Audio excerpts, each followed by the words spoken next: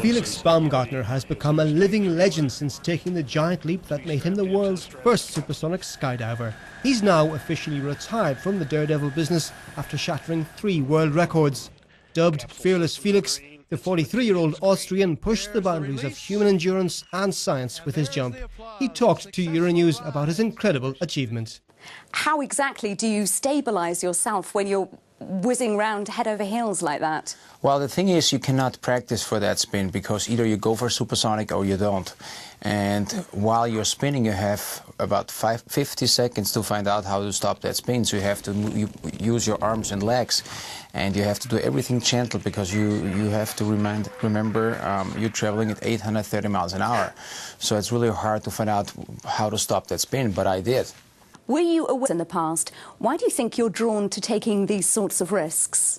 I think it's mostly, I started skydiving when I was 16 years old, and I think it's the same thing. When you stay in a sport for such a long time, you want to push the limit to a certain level, and this is what I did over all these years. And when you were a young skydiver, you always look up to Joe Kittinger because he's the one who set the highest and longest and fastest freefall in history, and you always look up to that guy, and I always thought it would be so cool to break that record.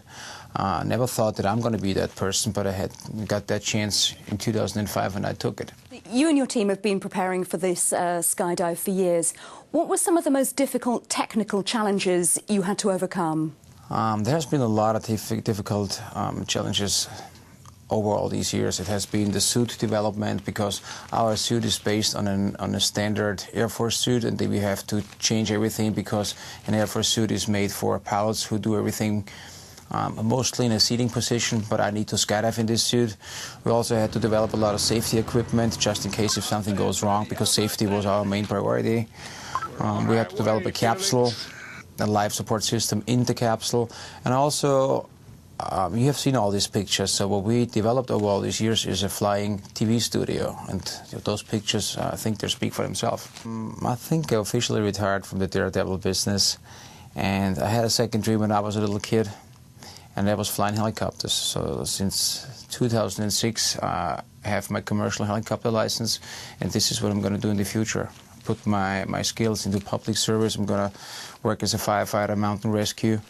So again, I'm in the area, and this is where I belong to. Well, all the best with that, Felix. Felix Baumgartner, thank you very much for joining us on Euronews. You're welcome.